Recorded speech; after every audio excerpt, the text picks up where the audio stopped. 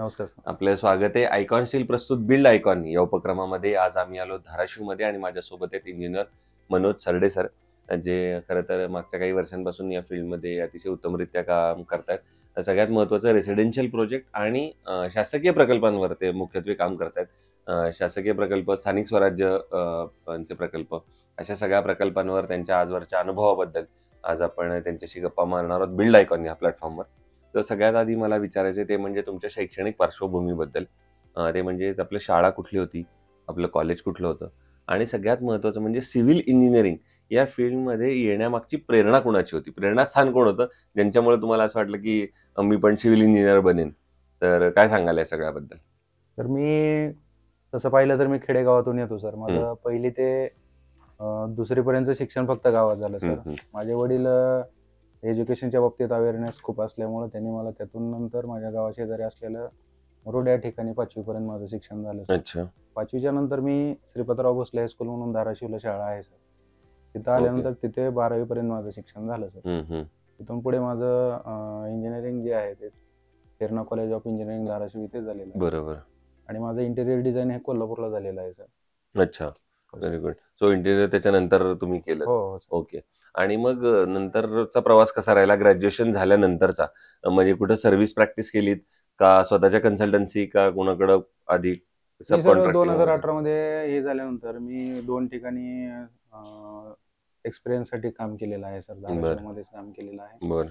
त्यानंतर मी स्टील इंडस्ट्रीमध्ये पण थोडंसं काम केलेलं होतं. 1-4 महिन्यानंतर कोरोना आल्यानंतर मी ते काम बंद केलं सर. बरं, बरं, बरं. तर मला बऱ्यापैकी त्याच्यामध्ये अनुभव आल्यानंतर मग 2020च्या कोरोनाच्या नंतर मी स्वतःचं कामे चालू केली सर. बरोबर. पण मग पहिला प्रोजेक्ट केलेला किंवा त्याची काही आठवण वगैरे आहे का? की जेव्हा स्वतःचा इंडिपेंडेंटली केला, कारण बऱ्याचदा असं होतं की आपलं थेरॉटिकल नॉलेज वेगळं असतं. हो, नोकरी हो. करताना एक आपल्यावर जबाबदारी तशी कमी असते आणि जेव्हा स्वतः आपण प्रोजेक्ट घेतो, तेव्हा एक वेगळी जबाबदारी आपल्या खांद्यावर आलेली असते. हो. तर तेव्हाचा काही अनुभव?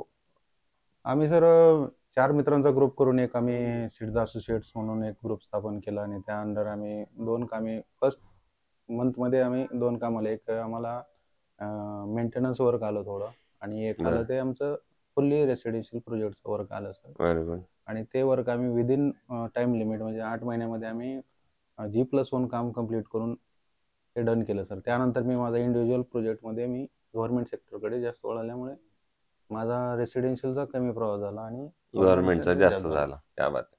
सो आता काही सिव्हिल इंजिनिअरिंगशी रिलेटेड प्रश्नांकडे येऊया. येस. एक म्हणजे तुम्ही मगाशी उल्लेख केलात की कन्स्ट्रक्शन झाल्यानंतर तुम्ही इंटिरियर केलंत.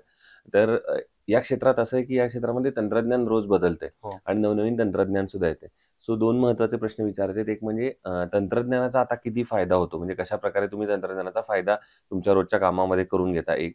आणि या बदलत्या तंत्रज्ञानासाठी असं कधी वाटतं का की आता इंजिनिअरिंग झालं माझं, पण आता अजून कुठलं एखादं व्यावसायिक प्रशिक्षण मला घ्यायला पाहिजे किंवा आता घेतलं पाहिजे. नवीन जे सॉफ्टवेअर्स वगैरे येतात त्या अनुषंगानं. सध्या बघायला गेलं तर सर सिव्हिल इंजिनिअरिंग हे फील्ड जे आहे हे हं, खूप वास्ट फील्ड आहे सर. हं. याच्यामध्ये तुम्ही फक्त इंजिनिअरिंग पास आउट झालात आणि लगेच तुम्ही येऊन काहीतरी चालू करू शकता, प्रोजेक्ट चालू करतात. या माइंडसेटने जर तुम्ही जात असाल, तर माझी सर्वांना विनंती आहे की तसं जाऊ नका. तर हं. तुम्ही लॉसमध्ये जाल सर. कारण हो. तुम्हाला बुक नॉलेज आणि ॲक्चुअल प्रॅक्टिकल नॉलेज यामध्ये खूप मोठा डिफरन्स आहे. बरोबर. ऑन साइट तुम्ही वर्किंग करत असताना कस्टमर सॅटिस्फॅक्शन असतील किंवा जे काही व्यवहार असतील किंवा हं, मटेरियल असतील, त्याच्या क्वालिटी असतील, याबाबत तुम्हाला साईटवर खूप खूप म्हणजे खूप डिफरन्स मिळेल सर. हं, हं. तुमचं जे नॉलेज आहे, बुक नॉलेज आहे, ते तुम्हाला अप्लाय होतं, होत नाही असं नाही सर. बरोबर, पण ऑन साइटचं जे आहे ते खूप वेगळं आहे. आता बघायला गेलं तुम्ही आता उस्मान धाराशिव सिटी घेतलं. बरोबर. धाराशिव सिटीमध्ये आता जास्त ग्रो होत चाललेलं सर. होय, त्यामुळे होय. जागेचे प्रॉब्लेम खूप आहेत. बरोबर, आणि आता तुम्हाला एका ठिकाणी जर तुम्ही प्लॉट कस्टमरने सांगितला हा माझा प्लॉट आहे आणि बरोबर. त्यांनी तुम्हाला डायमेन्शन सांगितले की हं. म्हणजे मला हे करायचं हो.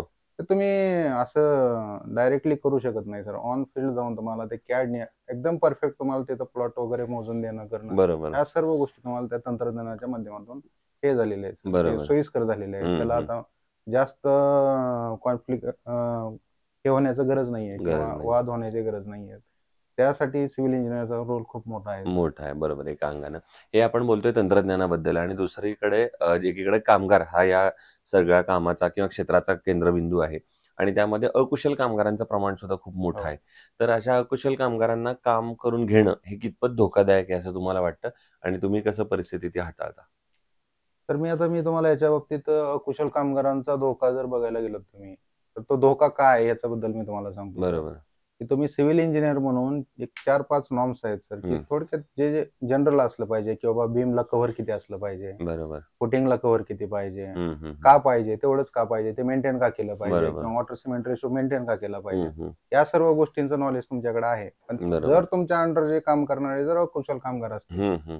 तर ते फक्त काम करण्यासाठी काम करायला असतं सर. बरोबर. त्यांनी जर ते तसं केलं आणि समजा तुमचं स्टील एक्सपोज झालं, त्याला हो. कव्हरिंग प्रॉपर झालं नाही हो. किंवा ते बीम एका लाईनमध्ये व्यवस्थित आलेलं नसेल, हं, हं. तर त्याचं जे स्ट्रेंथ आहे त्याच्यावर अफेक्ट होतं. हं. तुम्ही जर एक्सपोज राहिलं तुमचं स्टील, तर ते स्टील एक्सपोज राहिलं तर करोजन लवकर होतं. बरोबर. त्यासाठी वेल ट्रेन्ड आणि कुशल कामगार असणं मला असणं वाटतं खूप महत्वाचं महत्त्वाचं आहे. आहे. अगदी बरोबर. त्याच्यानंतर कन्स्ट्रक्शनमध्ये सगळ्यात महत्त्वाचा पार्ट आहे किंवा सुरुवातीचा पार्ट आहे ते म्हणजे प्लॅन. हो. कारण प्लॅनशिवाय तुम्ही हो. कामात पुढेच जाऊ शकणार नाही. तर प्लॅनिंग या स्टेजला तुम्ही कसं महत्त्व देता? गव्हर्नमेंटमध्ये जरी रेडीमेड प्लॅन येत असेल, Yes. तरी तो प्लॅनचा पूर्ण अभ्यास करणे आणि त्याचं हो. एक्झिक्युशन करणे. हो. या स्टेजबद्दल काय सांगाल? प्लॅन जर सर तुम्ही रेसिडेन्शियलचा विचार केलात, तर प्लॅन हा एक ड्रीम असतो सर. कुठल्याही एका फॅमिलीसाठी एक घर बांधणं हे ड्रीम असतं. हं. आणि त्यांचं फुल सॅटिस्फॅक्शन तुम्ही तुमच्या बजेटमध्ये, त्यांच्या बजेटमध्ये जे करायचं असेल, तर बरोबर. तुम्हाला ते प्लॅन करावं लागेल. बरोबर. प्लॅन त्यासाठी तुम्ही वेगवेगळे सॉफ्टवेअर्स आहेत. त्यानुसार त्यांना कसं पाहिजे, ते कसं होईल, कसं दिसेल, या सर्व गोष्टींचा विचार करून ते आपण केलं पाहिजे.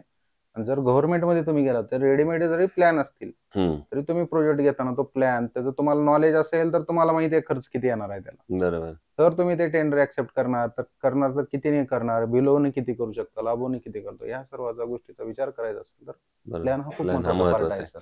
प्लॅन नंतर तुम्ही आता बोलता एक जो शब्द महत्त्वाचा उचलला ते म्हणजे बजेट. येस. आणि तो पुढचा प्रश्न तोच होता, की अशा वेळेला मग रेसिडेन्शियलमध्ये काम करताना विशेषतः त्या कस्टमरचं तुम्हाला बजेटही सांभाळायचं असतं आणि क्वालिटी सांभाळायची येस. असते. आणि बऱ्याचदा आजकाल बजेटनुसार घर बनवण्याचा ट्रेंड येतोय. हो. तर त्याबद्दल पण काय सांगाल? हे कसा दोन्हीचा समतोल साधता बजेट आणि क्वालिटीचा? आणि मग जेव्हा बजेट हा कन्स्ट्रेंट असतो, तेव्हा कशी ती कसरत होते पूर्ण? कसरत होते सर, पण तर तुम्ही व्यवस्थित गेलात आणि असं नाहीये, की बाबा ही एखादी ₹10 ची गोष्ट आहे आणि ते ₹5च करायची असं नाहीये. तुम्हाला तिथं थोडंफार कॉम्प्रोमायझेशनला यायचंय फक्त. आणि त्यामध्येच व्यवस्थित क्वालिटी वगैरे द्यायचंय तुम्हाला. बरोबर. त्यासाठी तुम्ही काय केलं पाहिजे, तर स्टील डिझाइन प्रॉपर करून घेतलं पाहिजे. मिस्त्री वगैरे सांगतात, की इथं 10चा टाका बार, 12चा बार टाका. तर असं न करता प्रॉपर आपल्याला आपल्याला किती राईजची बिल्डिंग होणार आहे भविष्यात, यानुसार आपल्याला स्टील रायझिंग वगैरे काढून सगळं स्टील व्यवस्थित केलं, तर तुमचं बजेट 100% बजेट होते सर. जर तुम्ही स्टील व्यवस्थित क्वालिटीचं वापरत असाल हं, हं. आणि व्यवस्थित डिझाइन करून स्टील घेत असाल आणि त्याचा कटिंग, बार बेंडिंग शेड्यूल जो असतो, तो जर हं. फॉलो व्यवस्थित झाला असेल तुमच्या साईटवर, तुमच्या इंजिनिअर थ्रू, तुमच्या कामगारां थ्रू, तर तुमचं वेस्टेजचं जे राहिलेलं आहे सर, ते नक्कीच रियूज होऊन तुमचं बजेटमध्ये घर होऊ शकतं. होऊ शकतं. बरोबर. येस. पुढचं तुम्ही गव्हर्नमेंट प्रोजेक्टवर जास्त काम केलंय म्हणून त्यातली काही महत्त्वाची नावं सांगता येतील का, की कुठल्या आणि कशा प्रकारच्या प्रोजेक्ट्सवर तुम्ही काम केलंय? तर सध्या मी एका कंपनीमध्ये थर्ड पार्टी कन्सल्टिंग प्रोव्हाईड करतो. बरोबर. माझ्या अंडर 16 इंजिनिअर काम करतायत. अच्छा. माझ्या जवळपास 122 कोटीच्या स्कीम चालू आहेत सर, अंडर हां. जलजीवनच्या. वाह! त्याच्यामध्ये काय असतं सर, की तुम्हाला पाणी प्रोव्हाईड करायचंय. तर ते पाणी जे प्रोव्हाईड करायचं ते धरणामध्ये तुम्हाला विहीर घेतलं जातं, ज्याला हं. जॅकवेल म्हणतो आपण. हं, त्याला हं. ओव्हरहेड पंप हाऊस पण असतं. बरोबर. म्हणजे डॅमच्या कडेला तुम्हाला विहीर खोदायची, जे की त्याच्यामध्ये डॅमचं सगळ्यात लोएस्ट लेव्हलला ज्यावेळी तुम्ही दुष्काळात असाल, पाणी असेल आणि ते त्या विहिरीत आलं पाहिजे. हं, हं. या लेव्हलला तुम्हाला ते विहीर खोदायचंय. बरोबर. त्यासाठी तुम्हाला कंटिन्यू पाण्याचा इंटेक चालू राहणार आहे. ते बंद करण्यासाठी काय प्रोव्हिजन करावे लागणार आहे. तुम्हाला विहीर कशी कंप्लीट करून घ्यावी लागते आणि ती विहीर तुम्ही जितका खाली जाताल तिथून बांधत वर यावं लागतं सर. खाली बरोबर. राफ्ट फाउंडेशन असतं टोटल. बरोबर. माझं आता एका प्रोजेक्ट इथं तुळजापूर जवळ चालू आहे सर. हं. तर ते 16 मीटर डेप्थ आहे ग्राउंड पासून आणि ग्राउंडच्या वरही 16 मीटर आहे सर ते. बापरे! आणि त्याच्यावरी त्याचं 6 मीटरचा पंप हाऊस आहे सर. हो, हो. तर एवढ्या हाईटचं ते टोटल आहे कन्स्ट्रक्शन सर. तर त्याचं अच्छा. खूप काळजीपूर्वक आपल्याला काम करावं लागतं. ते दिलेल्या डिझाइन प्रमाणे काम करावं लागतं. तिथे बरोबर. एक्स्ट्रा बार्स वगैरे असतात. त्याला आणि आता इथं काय होलं सर, की बाहेरून येणारे अकुशल कामगार बरेच प्रमाणात हो, येतात. हो. त्यामुळे तुम्हाला सुपरवायझिंग खूप टाईटली करावं लागतं बरोबर. आणि असे 16 प्रोजेक्ट माझ्या अंडर चालू आहेत आणि माझे पर्सनल प्रोजेक्ट 3 चालू आहेत सर. क्या बात है! सो पुढचा प्रश्न आणखीन एक असा आहे, मगाशी तुम्ही बोलताना तो पण एक मुद्द्याला हात घातला, ते म्हणजे धाराशिवच्या डेव्हलपमेंटबद्दलचा. तर तोच मुद्दा पुढचा आहे. तुम्ही स्वतः एक यंग आहात आणि इंजिनिअर पण आहात आणि बदलतं धाराशिव सुद्धा तुम्ही इतक्या वर्षात बघितलेलं आहे. सो तुमच्या विकासाचं व्हिजन असं जर तुम्हाला विचारलं ॲज अन इंजिनिअर म्हणून, तर पुढच्या 10 ते 15 वर्षात कुठल्या गोष्टींवर काम करावं लागेल इन्फ्रास्ट्रक्चरल डेव्हलपमेंटच्या दृष्टीनं, जेणेकरून धाराशिवचा सर्वांगीण विकास होईल, असं तुम्हाला इंजिनियर म्हणून वाटतं? तर आम्हाला खूप खेदपूर्वक सांगावं वाटतंय, की ज्याप्रमाणे धाराशिव जिल्हा सगळ्यात जुना आणि मोठा जिल्हा होता. तिथून लातूर सेपरेट झालं, लातूर खूप डेव्हलप झालं. हं. त्यासाठी इंडस्ट्रियल एरिया खूप डेव्हलप होणं गरजेचं आहे. सर इथे बरोबर. वेगवेगळ्या संधी निर्माण झाल्या पाहिजेत, तर इथं हं. लोकांचा आवक वाढेल आणि त्यानंतरच मग हा जो ग्रोथ होलेला आहे सर, बरोबर. तो व्हर्टिकली आणि हॉरिझॉन्टली ग्रोथ, टोटल ग्रोथ चालू होईल. होऊ शकतो. पण अशा वेळेला मग शासनाकडनं काय अपेक्षा आहेत या डेव्हलपमेंटसाठी? जे इंडस्ट्रीचं तुम्ही म्हणालात, तर त्यात शासन कशाप्रकारे मदत करू शकतं असं तुम्हाला वाटतं? मला वाटतं शासनाने आता एक उजनीचं फक्त पाणी आलं, ते फक्त रेसिडेन्शियल पीपलसाठी आलेलं आहे सर. बरोबर. एम-आय-डी-सीसाठी जास्त जागा उपलब्ध करून देणं. नवीन एम-आय-डी-सीचा आमचा प्रश्न खूप दिवस झाला पेंडिंग आहे. तर होय. ते एम-आय-डी-सी लवकर अॅक्वायर करून नवीन उद्योजकांना संधी दिली, हं, हं. तर मला वाटतं शासनाने त्या बाबतीत जर लवकर पावलं उचलली, बरोबर. तर नक्कीच धाराशिवचा विषय होऊ शकतो चांगला. दुसरा, आता तुम्ही इतके प्रोजेक्ट केल्यानंतर असा एखादा प्रोजेक्ट आठवतोय का, की जो एक आयकॉनिक प्रोजेक्ट आपण ज्याला म्हणू आणि जो करताना एक वेगळा आनंद वाटतो आपल्याला, किंवा एक समाधान वाटतं किंवा काहीतरी वेगळं या प्रोजेक्टमध्ये केलंय, काहीतरी हटके केलंय. अशा एखाद्या प्रोजेक्टची आठवण आणि काय प्रोजेक्ट होता तो? तर तो माझा पर्सनल प्रोजेक्ट आहे. एक बोरगाव म्हणून गाव आहे सर. त्या गावामध्ये आता दुष्काळामध्ये पाणी नव्हतं सर. तर तिथं ज्यावेळेस आम्ही विहीर कन्स्ट्रक्शन करून टाकीचं, जे की 12 मीटर स्टेजिंग हाईट असतं हं, आणि खाली टोटल ब्लॅक कॉटन सॉइल होतं सर.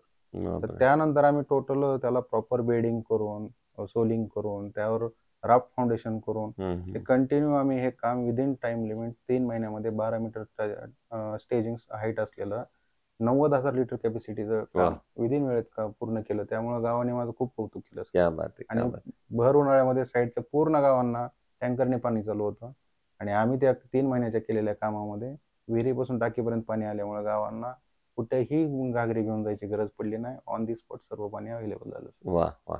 आणि असा एखादा प्रकल्प, जो प्रकल्प करताना काहीतरी अडचणी आल्या, काही समस्या आली, काही आव्हानं आली आणि त्या आव्हानावर तुम्ही कशी मात केलीत? असा एखादा प्रसंग आठवतोय का? सर गव्हर्नमेंट सेक्टरला काय होतंय सर, हं. काम ज्यावेळी तुम्ही करता, त्यावेळी असं लोकांची अशी मानसिकता आहे, की हे काहीतरी बोगस आहे आणि हे पण आताचं न्यू जनरेशन जे आहे सर, जे की प्रॉपर इंजिनिअर आहे, जे प्रॉपर इंजिनिअर काम करतायत, तर त्यांना माहिती, त्यांना ते मानसिकता होत नाही सर. हं. जे की जुनी मानसिकता आहे, की गव्हर्नमेंटमध्ये पूर्णपणे डुप्लिकेट करा, 100% प्रॉफिट कमवा असं. त्या बरोबर, धर्तीवर काम होत नाही. पण आता सध्याचा अजून लोकांचा दृष्टिकोन बदललेला नाहीये, बरोबर, की बाबा हे काम गव्हर्नमेंटचं आहे म्हणजे हे काहीतरी डुप्लिकेटच होईल असं आहे सर. त्यामुळं बरोबर. ऑन फील्ड चॅलेंजेस भरपूर आहेत सर. त्यावेळी मग लोकांना समजून सांगणे, की हं. बाबा हे काय आहे? कसं आहे? हे का असतं? हे असं का केलं? तसं का केलं? ह्या सर्व गोष्टीमध्ये कम्युनिकेशन जे आहे सर, ते खूप महत्त्वाचं आहे. महत्वाचं आहे. आणि त्यानंतर तुम्ही लोकांना जर पटवून दिलं ना सर, की हं, हे तुमच्या चांगल्यासाठी आहे, हे असं का केलंय?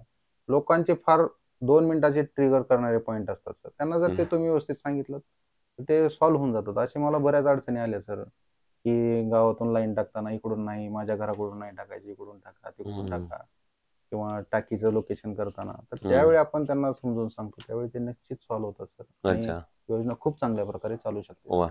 दुसरं, या फील्डमध्ये आता जे नवीन तुमचे ज्युनियर इंजिनिअर्स येतायत, ओके. तुमचे मित्र येतायत, तर त्यांच्या असं खांद्यावर हात ठेवून एक मित्रत्वाचा सल्ला म्हणून त्यांना काय सांगाल या फील्डमध्ये पहिलं पाऊल टाकण्यापूर्वी? माझं त्या मित्रांना, सर्व मित्रांना असं सांगणं आहे, की तुम्ही इंजिनिअरिंग झाल्यानंतर बरेच माझे मित्र पण आहेत, जे तुम्ही टार्गेट ठरवून ठेवा, की 2 वर्ष मी एम-पी-एससी तयारी करेन, परत मी इकडे येईन, परत तिकडे डिप्रेशन आलं तर मी इकडे येईन. हं, तुम्ही टार्गेट तुमचा इंटरेस्ट फिक्स करा. बरोबर. तुम्हाला कामात इंटरेस्ट आहे, तुम्ही काम फर्स्ट डे पासून सुरू करा. हं, भले ते कुठलंही काम असू द्या. तुम्ही साइट इंजिनिअरचं काम करा, तुम्ही सुपरवायझरचं काम करा.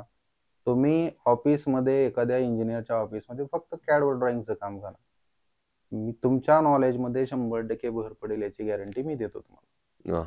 आणि माझं म्हणणं आहे, की तुम्ही आता एखाद्या वेळेस गेलात, चला ठीक आहे, तुम्ही शासकीय फील्डकडे गेलात आणि तिकडून अनसक्सेस झाला, तर काही डिप्रेशन होणार नाही. आपलं फील्ड खूप मोठं आहे. तुम्ही बरोबर. शिकसाल तेवढं कमी आहे. त्यामुळे माझं सगळं जे नवीन इंजिनिअर यायलेत बाहेर, त्यांना हां, एकच सजेशन आहे, तुम्ही क्वालिटीला प्रेफर करा. तुम्ही जे बरोबर. नॉलेज दिलं जातं, कॉलेजमध्ये दिलं जातं, साइटवर दिलं जातं, ते शिका. असं का म्हणून विचारा, स्वतःला प्रश्न विचारा. तुम्हाला ती गोष्ट त्याला तेवढंच कव्हर का आहे? त्याची जाडी जेवढी काय घेतली, तिथं स्टीलच हेच का वापरलं, ते ह्या गोष्टी जर तुम्ही स्वतःला विचारत चाललात, ऑटोमॅटिक सगळ्या गोष्टी सॉल्व्ह होत चालतील. दुसरं या फील्डमध्ये कन्स्ट्रक्शन फील्डमध्ये स्टील हा अतिशय महत्त्वाचा घटक असतो आणि आपण ज्या क्षेत्रात आहोत ते म्हणजे ते भूकंपप्रवण क्षेत्र आहे. हो. त्यामुळे या क्षेत्रात स्टील निवडताना तुम्ही काय पॅरामीटर्स बघता किंवा काय त्याची गुणवैशिष्ट्ये बघता आणि मग तुम्ही ठरवता की हे स्टील चांगलं आहे, हे आपण निवडलं पाहिजे कन्स्ट्रक्शनसाठी? तुम्हाला स्टील निवडताना तुम्ही रेसिडेन्शियल साईटला गेलात तर तुम्हाला क्लायंट आहेत, तर तुमच्याकडे लॅब म्हणजे घेतलं तर आपण लॅब टेस्ट करूनच पाहिजे. पण बरोबर. माझं म्हणणं काय आहे, की समजा तुम्ही ऑन फील्ड आहे, तर तुम्हाला तिथे एक 2-4 टेस्ट आहेत, जे की तुम्ही फिजिकली करू शकता, की हं. त्याचा रिप पॅटर्न चेक करा.